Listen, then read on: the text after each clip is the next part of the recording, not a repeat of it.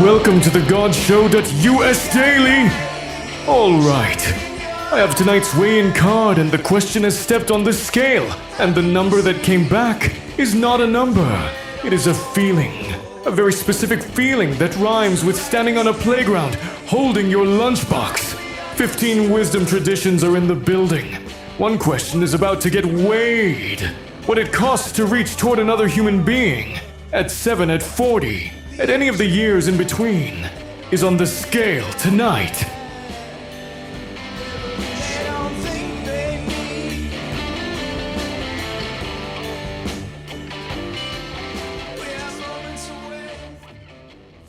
This podcast comes from the GodShow.us, a free daily multilingual project where one question gets answered through 15 wisdom traditions. Find today's question, ask your own, and discover your personal belief profile at the GodShow.us. Today's question: why does making a new friend at 40 feel exactly as embarrassing as making one at 7? And what do I tell my kid when she asks why? Now flip it. Instead of asking why the embarrassment didn't go away, ask, what would it mean if it had?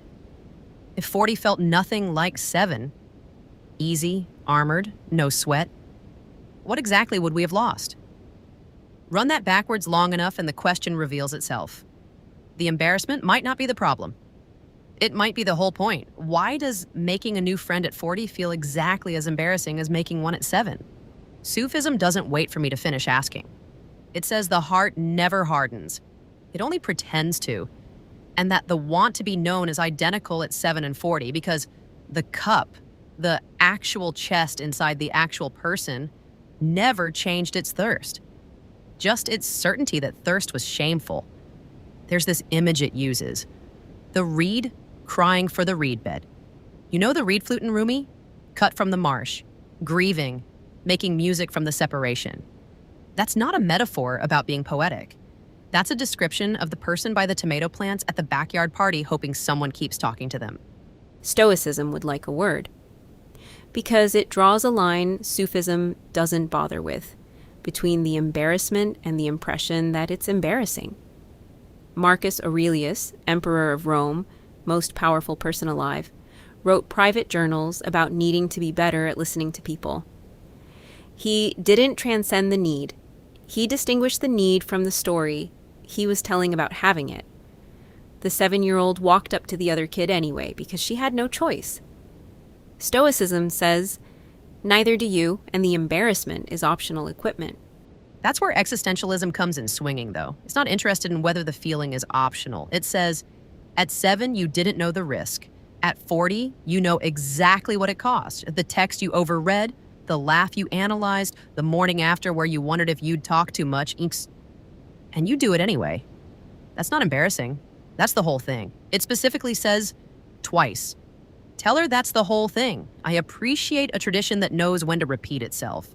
Judaism comes at this from the price side, which I find useful. It says the embarrassment is a tax, the price of needing someone never goes down, and a world where it did would be a world where the need itself had gone cheap, which is bleak and also completely correct. You stood at someone's door. New city, new neighbor. Do you want to come in for coffee? Hanging in the air, and the shaky feeling wasn't weakness. You were about to put something real on the altar.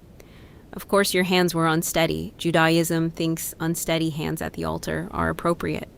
The pop culture oracle went to the Princess Bride today, and specifically Inigo Montoya, who practiced his speech for 20 years and still his voice broke when the moment came.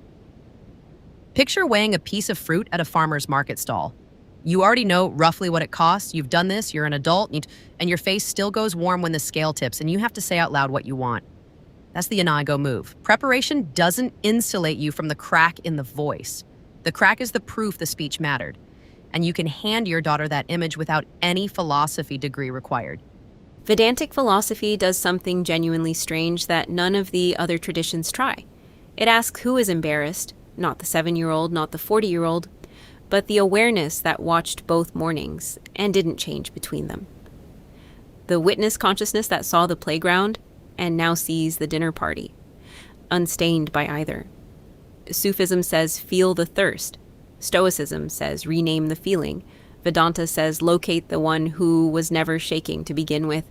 That is either the most liberating move in this whole conversation or the most sophisticated deflection ever invented, depending on the day. What I'm taking from this, the embarrassment at the farmer's market stall, holding out the fruit, waiting for the number, that's not a malfunction. It's the scale doing its job. 15 traditions spent today arguing about what the number means. Tomorrow's question deserves to be the kind that makes you put something down before you can answer it. The weigh-in is closed. The scale has spoken. The number was a feeling.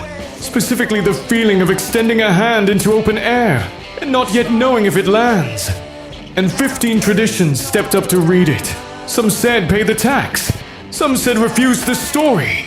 One said the reed is still crying for the reed bed. And honestly, I am not okay. If this show is the kind of philosophy you want delivered to your ears every single day for free, in multiple languages, go support us at thegodshow.us.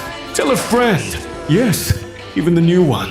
Even if your face goes warm when you do it.